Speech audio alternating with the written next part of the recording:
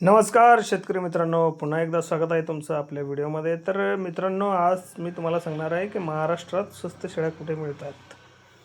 शेळी खरेदी करताना फसू नका. शेळ्या कुठून खरेदी करायच्या, स्वस्त शेळ्या कुठे मिळतात, 5,000 शेळी संपूर्ण मार्केट गाईड, शेळी बाजाराची संपूर्ण माहिती, कुठे आणि कितीला विकतात, कितीला मिळतात, ह्या सगळ्या गोष्टी मी तुम्हाला सांगणार आहे. तर मित्रांनो, आज मी तुम्हाला महाराष्ट्रातल्या अशा शेळी बाजाराबद्दल सांगणार आहे जिथं स्वस्तात आणि चांगल्या जातीच्या शेळ्या मिळतात. पण चुकीची शेळी घेतली तर हजारोचं नुकसान होऊ शकतं, म्हणून शेवटपर्यंत व्हिडिओ बघा. मित्रांनो, महाराष्ट्रातील प्रसिद्ध शेळी बाजार मंड्या कॅटल मार्केट बलेमध्ये. तर मित्रांनो, पुणे जिल्ह्यातील हा बाजार खूप प्रसिद्ध आहे. इथे ग्रामीण भागातील शेतकरी थेट शेळ्या विकायला आणतात, त्यामुळे दलाल कमी असतात. तर आपल्याला याचा काय फायदा? तर स्वस्त रेट, मोठी निवड, उस्मानाबादी, शिरोई, बिटल जाती मिळतात.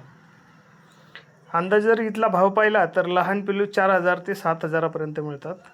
मादी शेळी 8,000 ते 15,000पर्यंत मिळते आणि बोकड 18,000 ते 40,000पर्यंत मिळतात. मित्रांनो, दुसरा आहे मुरुड गोट मार्केट. लातूर बाजूकडचा हा बाजार स्वस्त शेळ्यांसाठी ओळखला जातो. इथे काय मिळतं तर गावठी शेळ्या, मटणासाठी बोकड, पालनासाठी माद्या.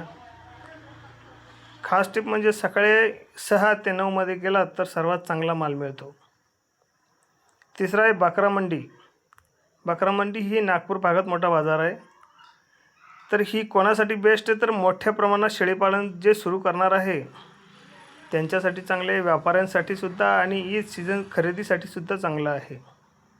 चौथा आहे पुन्हा गोट फार्म वाघोली. तर मित्रांनो, इथला पण मार्केट खूप चांगला आहे. याचा फायदा, इथं लसीकरण केलेले शेळे मिळतात, चांगली जात मिळते आणि वजन प्रमाणित आपल्याला जसे वजनाप्रमाणे लागतात त्याप्रमाणे मिळतात. पाचवा आहे शिप ब्रीडिंग गोट फार्म. हे आपल्या छत्रपती संभाजीनगरजवळ असलेलं हे खूप चांगलं ठिकाण आहे. इथं स्थानिक जातीच्या आपल्याला बकऱ्या बघायला मिळतात, पालण्यासाठी मादे मिळतात, बिल्ले मिळतात. तर मित्रांनो, शेळी कोणत्या महिन्यात स्वस्त मिळते तर सर्वात स्वस्त काळ म्हणजे पावसाळ्यानंतर, दिवाळीनंतर आणि उन्हाळ्याच्या सुरुवातीला. या तिन्ही टायमात तुम्ही शेळ्या तुम्ही विकत घेऊ शकता आणि विकायच्या असतील तर या महिन्यात विकू नका. माघ काळ हा बकरी ईद सणासुदीचा काळ आणि ईदच्या आधी रेट दुप्पट होतात, याचं सगळ्यात जास्त ध्यान ठेवा. शेळी खरेदी करताना काय तपासायचं तर दात तपासा. एका वर्षात जर असेल तर 2 दात असतात, 2 वर्षाचं असेल तर 4 दात आणि जुनी शेळी तर आपल्याला ओळखता येते. डोळे चमकदार असावेत.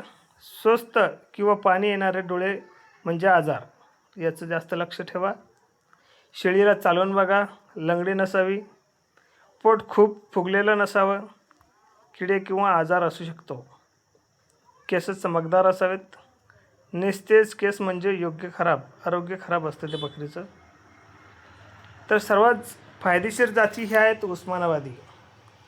याचा फायदा आहे तर महाराष्ट्रासाठी बेस्ट आहे उस्मानाबादी शेळी आणि खर्च कमी आहे. रोगप्रतिकारक शक्ती खूप जास्त आहे उस्मानाबादी शेळीमध्ये.